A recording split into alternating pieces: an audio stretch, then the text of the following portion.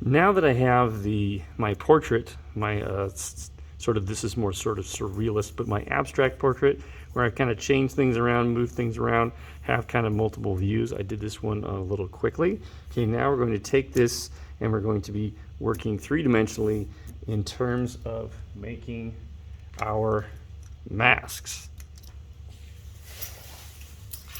So I'll need my tools, a lot of the tools that we used when we did our mugs. So I've got my clay board here in the corner. I have my rolling pin. I have my two sideboards. Of course, these are so that the thickness of the clay doesn't get any thinner than that. I've got my knife tool, and I've got my scoring tool, and all these have been cleaned off by my TAs. I also have my brush and my water, but for now we're just going to be using the rolling pin, the clay board, two sideboards, and the knife tool. Okay. So I'll get my clay.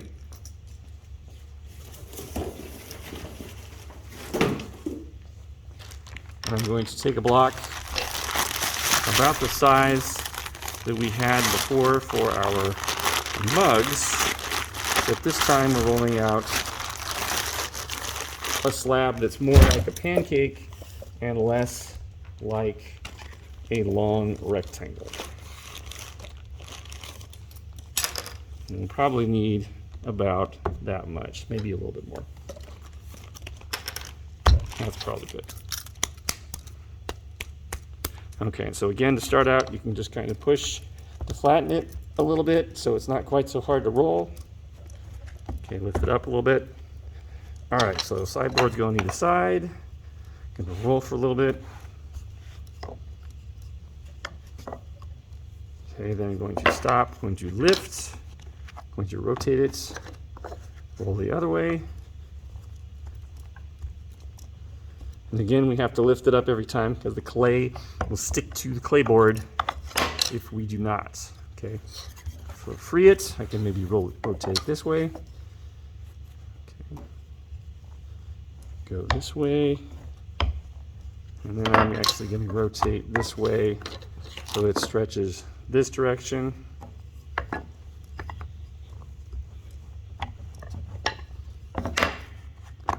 Okay. That might be pretty much where I need to be. Go a little bit this way. Just make sure that these are still there. Okay. I could roll mine a little bit more here. I'm running out of room in my clay board. I'm going to eyeball it, but make sure you don't do that. Okay, so I freed it. Now you can take one of the ribs and you can make it nice and smooth. If you would like beforehand, it's pretty smooth here. There's a little chunk of dry clay. I don't want that in there. So it's good to clean off your tools before you start, especially your knife tool.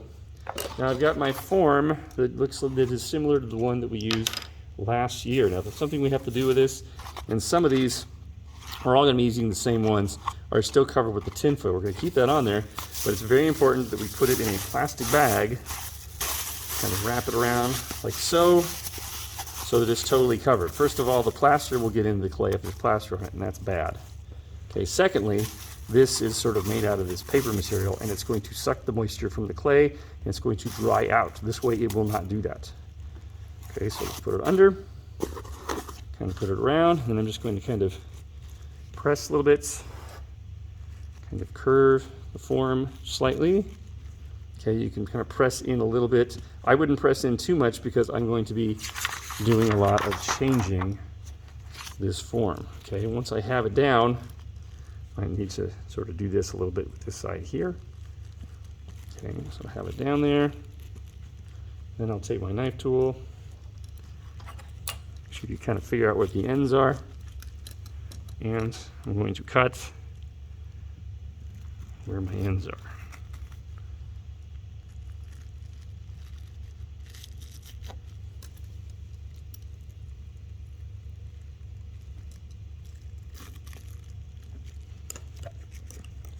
So I have my mask form. Okay. Now we'll need to keep that on there until it is pretty much done and it gets leather hard. Okay, so that's sort of where we start with the mask form.